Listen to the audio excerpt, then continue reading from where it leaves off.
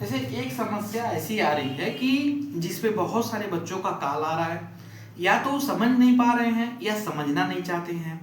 उनको बार बार मैं बता चुका हूं और अभी भी उनके संज्ञान में नहीं आ रही है। तो पहले हम इस पे बात कर लें। देखिए टॉपिक क्या है। टॉपिक ये है EMRS caste certificate issue 2025, dB problem और सोल्यूशन क्या है। लेकिन ये कास्ट सर्टिफिकेट का इशू क्या है पहले ये समझिए।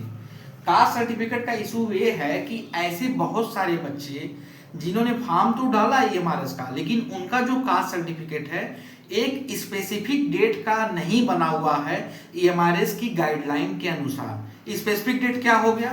स्पेसिफिक डेट ये हो गया कि जो गाइडलाइन आई थी, जो पूरा जो नोटिफिकेशन था, उसके अकॉर्डिंग आपका कास्ट सर्टिफिकेट अगर 1 अप्रैल 2025 से 23 अक्टूबर 2025 का है तो कोई दिक्कत नहीं है, बिल्कुल सही है, आपको कहीं भी समस्या का सामना नहीं करना पड़ेगा।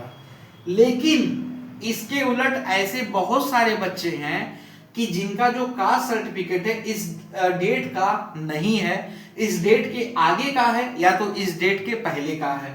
जैसे किसी का 2024 का है, किसी ने अभी रिसेंट में 2026 में बनवाया है, किसी का 2022 का है, और कोई ऐसे भी बच्चे हैं कि जिनका इस दौरान का तो है लेकिन वो स्टेट गवर्नमेंट का है, सेंट्रल का नहीं। क्योंकि साफ साफ लिखा हुआ है कि आपका जो कास्ट सर्टिफिकेट होना चाहिए वो सेंट्रल गवर्नमेंट का होना चाहिए, लेकिन उन बच्चों के पास क्या है? स्टेट का है, सेंट्रल का नहीं है। तो अब इसका यहां पर सलूशन क्या है? सलूशन इसका कुछ नहीं है, 100 की सीधी बात। सलूशन इसका कुछ नहीं है। अगर आपने इस डेट का नहीं बनवाया है और अगर आप डायरेक्ट अगर ये सर्टिफिकेट लेके जा रहे हो 1 अप्रैल 2025 से पहले वाला लेके जा रहे हो और ये सोच रहे हो कि डीबी में हमें अप्रूवल हो देंगे, तो वो आपको अप्रूवल नहीं देने वाले हैं, वो सीधे आपको बाहर का रास्ता दिखा देंगे। इसमें एक ही विकल्प आपके पास बचता है और वो जो विकल्प है वो सीधे सीधे क्या है? आपका एफिडेविट। क्या है?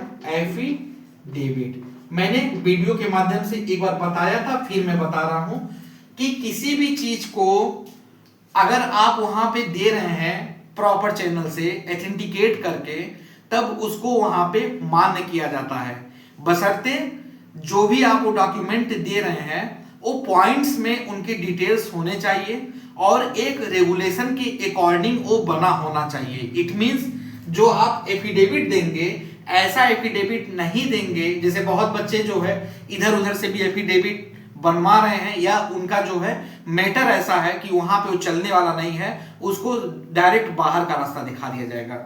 जो भी एफिडेविट आप देंगे एक रेगुलेशन के अकॉर्डिंग देंगे और एक प्रॉपर चैनल का एफिडेविट होना चाहिए, तभी वहां पे एक्सेप्टेंस आपका होगा, नहीं तो आपको सीधे बाहर का रास्ता दिखा दिया जाएगा। क्योंकि एफिडेविट भी आपको 2 बनवाना है।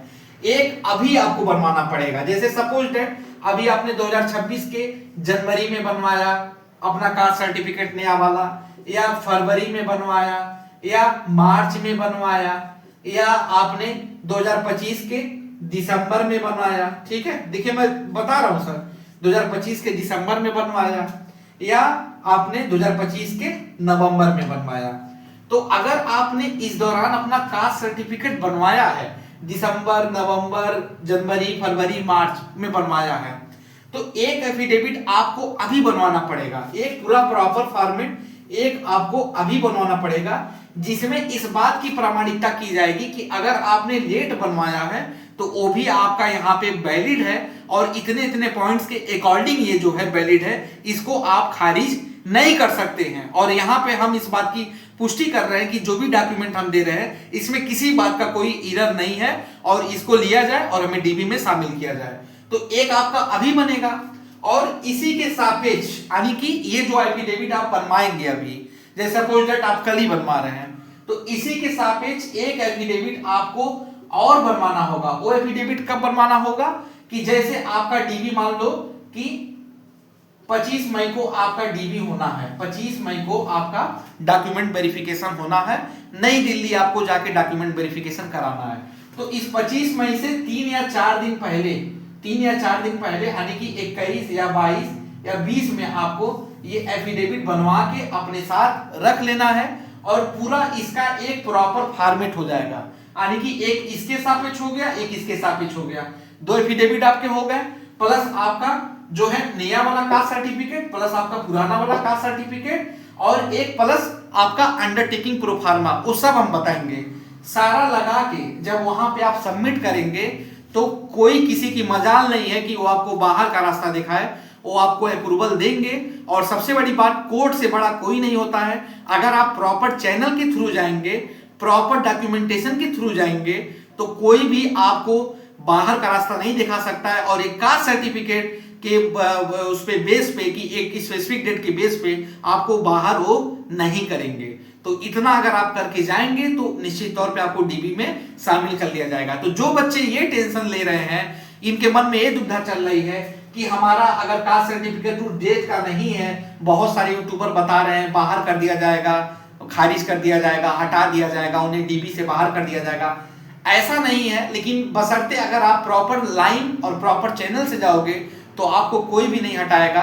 लीगल तरीके से जाओगे तो आपको एंट्री वो देंगे और आपका डॉक्यूमेंट वेरिफिकेशन कराएंगे। तो इस प्रोसीजर को आप फॉलो कर लीजिए और आपको कोई दिक्कत नहीं होने वाला है।